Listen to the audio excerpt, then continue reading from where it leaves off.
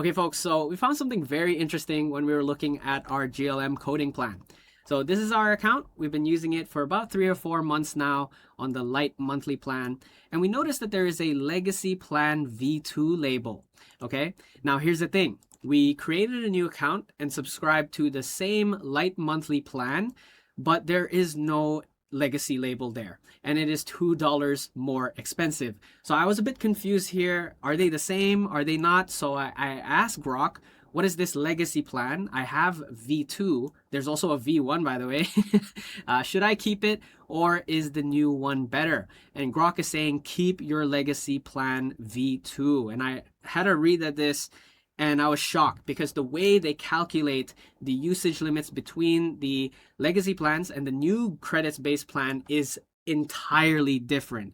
And it shows you that older subscribers are getting grandfathered into better deals, while each new generation is getting less. And this is a very big deal for the culture of this AI space, because 6 or 7 months ago, Claude was the king of AI. Everyone was using Claude.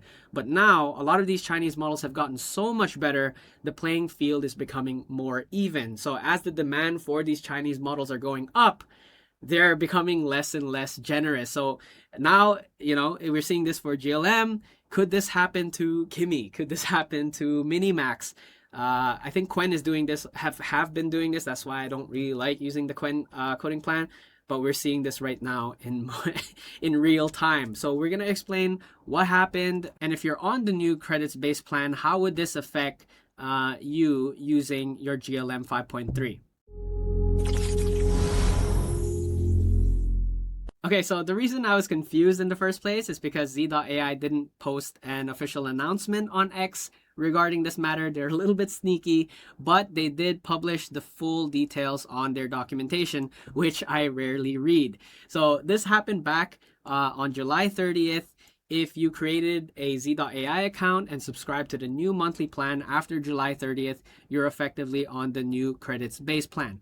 Now, if you're like me, we've been using GLM for a while. We have the privilege of being on the legacy plan, but it's not going to be forever. This is only going to be valid until the next billing cycle. And after that, we would auto switch to the new credits-based system.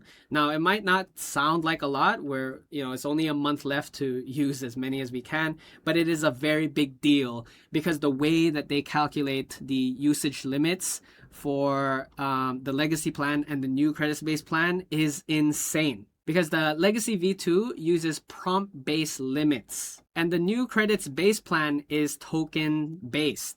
So in short, V2 counts how many times you talk to the AI, and the new plan counts how many words the AI reads and writes. And we know that these agents read a lot. Okay, so basically they were reading for free under the Legacy V2 plan. So when you tell your GLM agent fix this bug, it doesn't make one call to the model. It makes 15 to 20 calls behind the scenes, like reading files, calling tools, checking its work, rereading, whatever.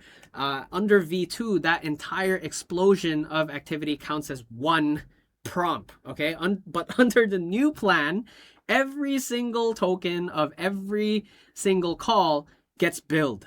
Now, the numbers kept round. One typical agent call carries a big backpack of context, your code, the conversation, tool output, and I feel sorry for you if your repo has a large code base. Let's say you have like, I don't know, 1 million lines. And at GLM 5.3's credit rates for the new plan, that backpack costs roughly 12 credits per cost. So the new plan Lite gives you 10,000 credits per week. And that's about 800 agent calls. So I'm not going to be surprised if 2 prompts in, it's going to be done. And I have to wait for the next week. Now you can see you have to be very strategic about how you communicate with your agent. It's not the Legacy V2 days anymore. It gives us roughly 400 prompts a week. Each prompt covers 15 to 20 model calls. That's 6,000 to 8,000 agent calls per week, right? 6,000 to 8,000 calls per week, but the new Lite plan would be around 800 calls per week. So the new Lite plan is nerfed 4 to 8 times because V2 is doing more work for the same tier and the same model. Now, if you're a GLM OG, you remember back in the days, the Legacy V1 had no weekly limits. It was just a 5-hour limit. And that is the dream, right? You can use AI as much as you want. If you finish up the 5-hour limit, you just had to wait the next 5 hours. You don't have to wait a whole week. And I remember that this happened back in April. I didn't think it was a big deal. They just slapped on the weekly limit. It's pretty much the same as V2, but it's just with the weekly limit. But man, you know, the more you use AI to code, the more you start to appreciate the weekly limit, like the lack of the weekly limit. So you see how you need to have a strategy for your weekly limits. And the fact that OpenAI right now, Thibault has been giving out a lot of resets for codecs is also another form of strategy. So from the Chinese side, we're seeing, okay, they're being a little bit more stingy now, but they are also implementing some usage limits announcements, so that's also great. But I expect that this is not going to be the end for not only for Z.ai, but possibly we might see this for Kimi or Minimax, and I'm really afraid of that because I don't like the credits-based plan. Qwen has been using it for a long time now, I think, which is why I never really subscribed to the Qwen coding plan because it's credits-based. But yeah, now GLM is on the same level as Qwen in terms of the usage limits. So TLDR, if you're on the legacy plan right now, cherish these moments and use GLM 5.3 as much as you can until next month because they're going to be phasing this out completely and the auto renew will be turned off for the legacy plans. I think next month everyone next 2 months, everyone will be using the new credits-based plan. As if things aren't already bad enough with the rate limits for the GLM coding plan.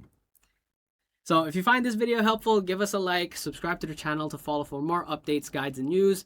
My name is Ron. Shana now.